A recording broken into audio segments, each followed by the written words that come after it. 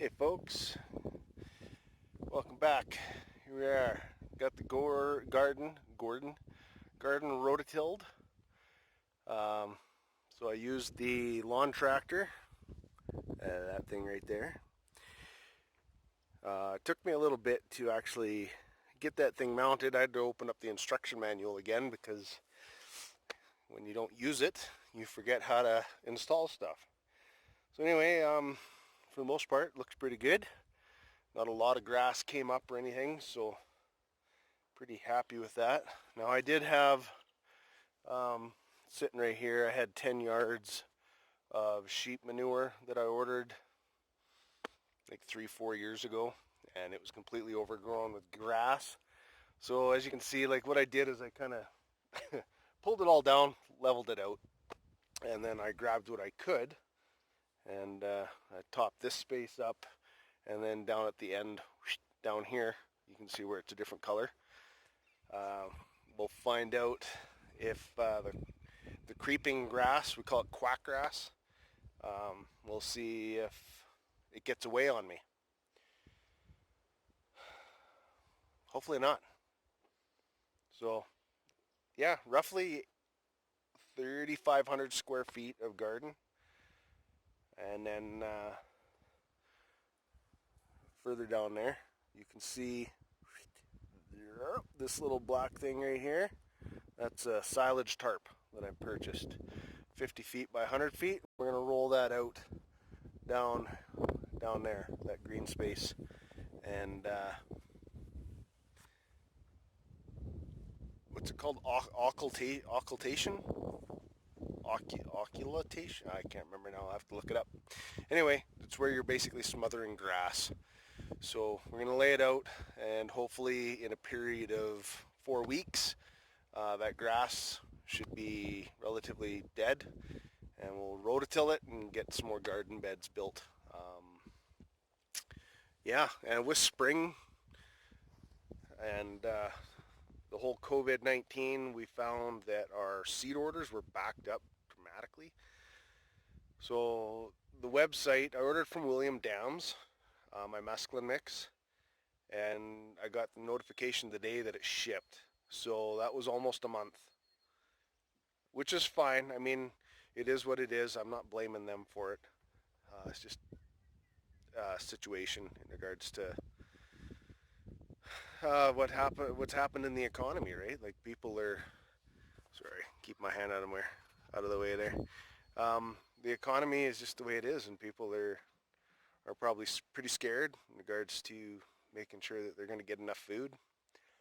Um, and with that, I have the ability to grow a good-sized garden.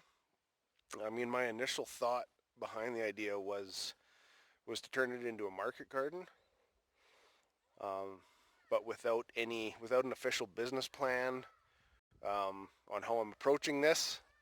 It's going to be kind of iffy in regards to what kind of revenue we're going to be able to make off of this. So we've got two sales avenues that I was going to use in Rocky here. One is the Clearwaters Farmer Market, and the other one is what they call Market on Main. And this year is going to be a little different.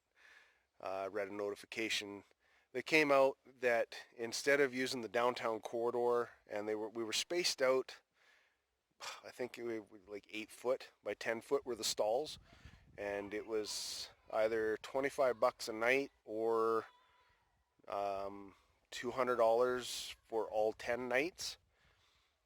This year, because of the COVID and other issues, they're moving it over to the high school track, which is an oval. And so instead of, and I'm not even sure how many, let's say 200 spaces that we would have had downtown on that corridor, if maybe more, I don't know. But then the oval is only going to have like 52 stalls. So I don't even know if we're going to get in there. But yeah, so we're going to hit a lot of farmers markets this year, and we're going to use Facebook and advertise pretty hard, I think, on there in regards to trying to move vegetables. A lot of salad mix, a lot of that mesclun mix is kind of my initial theory, and then whatever else I can produce out of here. I was going to look at maybe doing a CSA to help me, what's the words I'm looking for, help me basically pay in advance in regards to getting my seeds, and I don't know, maybe if we got enough money out of it, maybe we could get a better greenhouse and walk behind rototiller. One that I would really like is a two-wheel tractor called a BCS, and you can get multiple attachments for that unit. But that's I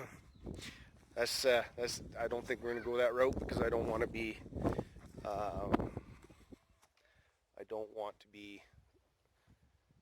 I don't want to have to be stuck getting people vegetables if I can't get them to them. This is our first year, so if I can just develop it and get vegetables in the ground and sell out, or sell what I can. If I can't, so that's the kids taking a stick and smacking the side of my trailer. I'm just going to holler at them. 1 second. Hey! Stop that! Oh, they're beating the rug, which they hung over the side of my trailer. So I guess that's okay, right? So I'm going to show you. So I mounted the rototiller on here. I'm not going to be able to spin this around. Nice phone. So here we are at the back of a John Deere 240 lawn tractor. So this is a tension spring in regards to helping the lift mechanism, which is this handle right here, that one. So what it does is it basically gives lift to the attachment. So it's either the rototiller or the lawn deck. So it would basically allow them to float, and you could tension this. So I took my muscles and I gave that a spin and I snapped it. So I called John Deere to say, hey, I broke this, can I order a part? And they tell me that it is, that I can't get the parts anymore. So I went to eBay, and I found it on eBay for like $9 US. And then I think it worked out to like $23 shipping. So in total, $35 used. But I mean, hey, it was probably going to cost me $100 to order it from John Deere anyway, brand new. So this worked out for me. Somebody's crying.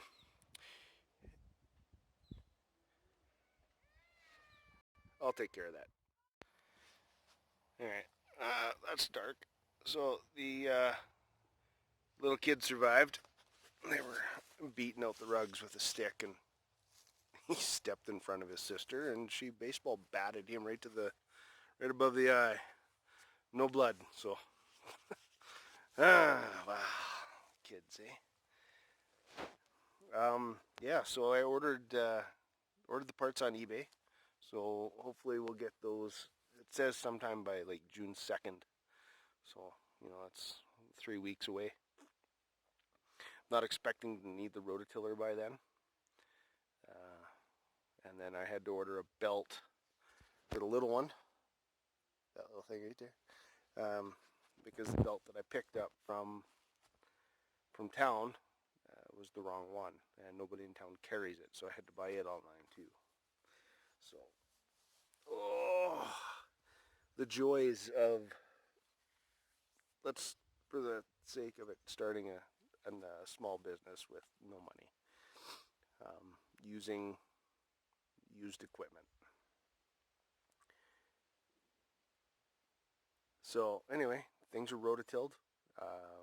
I'm going to go sit on the deck and cut my seed potatoes in half, and we'll probably seed those tomorrow morning. We'll get those in the ground, and I have to look through my seeds, any of the other cold crops that I have. Spinach and carrot is the other one that kind of comes off the top of my head. We'll get that in the ground. Yeah, greenhouse, the arugula is starting to break the soil, so it's germinated. So that'll be ready in a week and a half, something like that, 10 days. But I'll wait until June. So I mean, those will be good sized plugs by the time they're ready to go in. I don't have any hoops for any PVC hoop houses or anything like that. So I got to keep them indoors until the last of the frost is gone, and typically that's not until first or second week of June. But I'll put it in before that. We're typically a few degrees warmer than the rest of town. I don't know why. We're on the north side of a hill, but we're always warmer. It's like we have this little microclimate in this little valley here that keeps us a couple of degrees warmer, which I'm not going to fight. Anyway, there you go. I got outside, did some rototilling, broke the rototiller, installed the rototiller, rototilled, piled up some sand and used the bobcat. And yeah, seeds are coming and seeds are going in the garden. So if you're new, subscribe and hit the like button, and we'll see you guys in the next video.